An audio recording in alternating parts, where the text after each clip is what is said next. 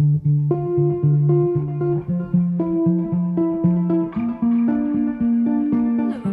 and welcome back to my channel, The Grimm Reader. Despite the relative lateness of the hour, I did want to come on here and talk a little bit about a novel I read, and I'm experimenting with my microphone, which I might hold here a little bit, and just talk to you briefly about this novel, Olivia Manning's The Doves of Venus. Now, I was just, of course, doing a little bit of research on Olivia Manning, and I almost wish I hadn't done that, because her life was so, from the little bit of reading that I have done, was extremely complicated, and she herself was a complicated, layered person, perhaps not the most likable person, from what I gather from just, when you find out more about people, often you find out things that make them less likable. And a sort of a motif in her biography is this sense of her feeling underappreciated as a writer. And for example, apparently she was envious of Iris Murdoch. Now, she's also someone who I would like to read more of. I've only read, I think, one Iris Murdoch novel. But anyway, so I sort of feel like all of the biography stuff is kind of being messed up in my head with just having read this novel and not knowing much about Olivia Manning. And now I know more. And for example, one thing I have found out is that this is basically based on her own life. And a lot of her writing, and she's of course most famous for the two trilogies set in, I think, Romania, so the Balkan trilogy that takes place, during the war, Second World War, and then the Levant trilogy, where I think she and her husband lived in Palestine or Jerusalem. So I'm not quite sure of the geographical or the names, but they lived in Jerusalem for some years, and that's the Levant trilogy. So she wrote these. So her novels are connected to her life. So they're sort of all somewhat autobiographical, and so there you run into the difficulty of people being upset with the way they're portrayed, and apparently perhaps sometimes for good reason, because she portrayed sort of traumatic events in not a very... Anyway, it's just difficult, and I kind of wish I didn't know all of that before I can tell you a little bit about this novel, which I really, really enjoyed. So her dates are 1908 through 1980, so she's kind of really a 20th century writer. And this is published in 1955, and it too, as I've kind of been hinting at or saying, is also basically somewhat autobiographical. And it's about her moving away from her seaside town and moving away to free herself from her provincial upbringing, and also from her not very nice and not close relationship to her mother. So she's moving away to break free from the constraint, and she's very young when the woman in this novel, Ellie, moves to London when she's 18. And as I said, I really enjoyed the novel, and actually, so it was published in 1955, so she was in her 40s when she wrote this. And I think in a way now, if I think about that more, you can sort of tell. So I was sort of surprised at how frankly it explored issues of, not in an explicit way, but issues of, for example, premarital sexual relationships in a sort of honest, realistic way, and not sort of shaming, not judgy. These are two young women. She basically centers on Ellie coming to London and sort of trying to find her way in it's almost a little bit like a Bildungsroman. So she figures out, basically the whole novel, I would say, is about her figuring out how people around her use her and not looking for her best interests.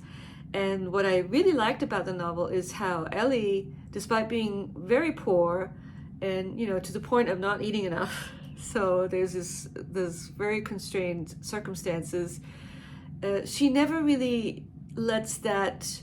It's almost as if the adversity makes her stronger, or at least her resolve strengthens, it doesn't weaken. And I really like that. I really like when characters decide to are not going to be, victimized by their circumstances, even though she has every right to, because people are just using her, specifically the men in the novel who are very interesting. So she kind of falls quite deeply in love with a sort of rich, effete ne'er-do-well who's good looking and who's kind of like her dream man, so to speak, and his name is Quentin.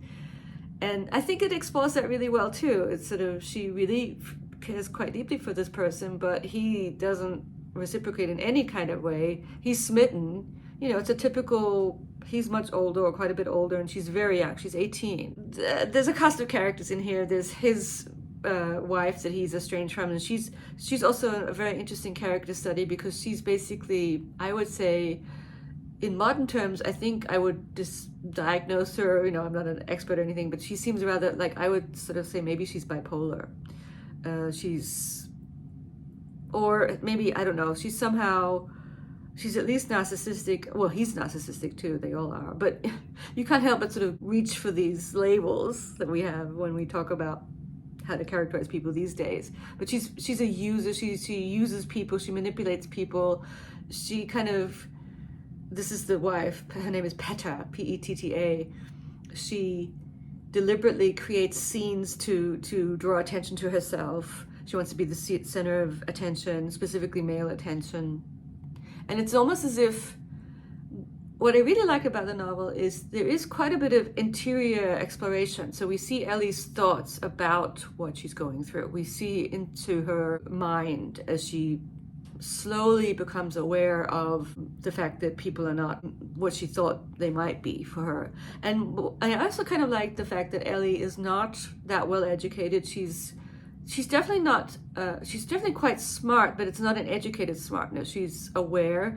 She's sort of artistically inclined, and she comes to realize that she doesn't have the education or the sort of artistic, she hasn't received enough mentoring to be really good at what even if she's sort of innately talented to a certain degree, she's not that aware of art in that sense, because she's not educated about it.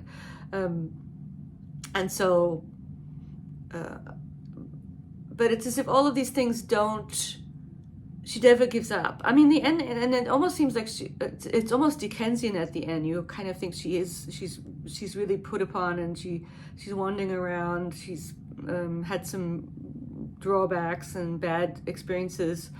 And the ending is a little strange, but now that I know a bit more about Manning, so of course another thing I like about the novel is the foregrounding of a young woman's experience. And the ending in that sense is it's a bit of a anticlimactic ending, because she basically settles, but it's not exactly settling, for another person who she sort of overlooked before. But I think what Manning's trying to do there is have Ellie, because she's realized that people have been using her, and I think she decides, okay, I'm going to throw my lot in with someone who really does seem to be a kind person, who seems to want to do good, good by me.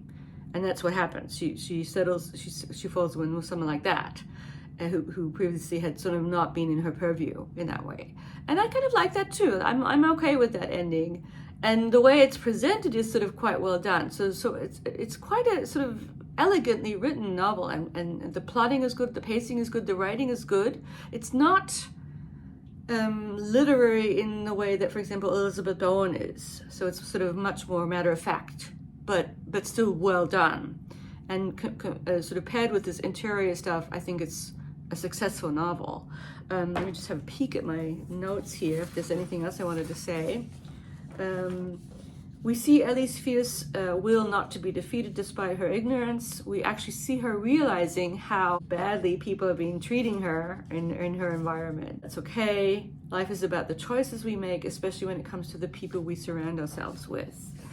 And I think that's it's kind of an appropriate ending to a kind of Bildungsroman type book. And yeah, so I would recommend this one if you're looking for a fairly swift and interesting read about a young woman moving to London. Go with The Doves of Venus. And I definitely want to pick up the Balkan trilogy at some point. And yeah, I'm glad I picked this up. I will talk to you very soon. Thank you for watching. Bye. And let me know if you've read any Manning, and if I don't know how widely read this book is, but I know that the Balkan trilogy, I think there's actually been group reads on the booktubes. So let me know. I think the picture, which I really do love, Ellie is supposed to be a great beauty, but it's a little misleading because I get sort of hippie vibes from this lady here with her hair. She's sort of more of a 60s person. This is a picture by Peter Blake, The Fairy Child. So time-wise, it doesn't quite fit, but it's still a nice cover. Talk to you soon. Bye.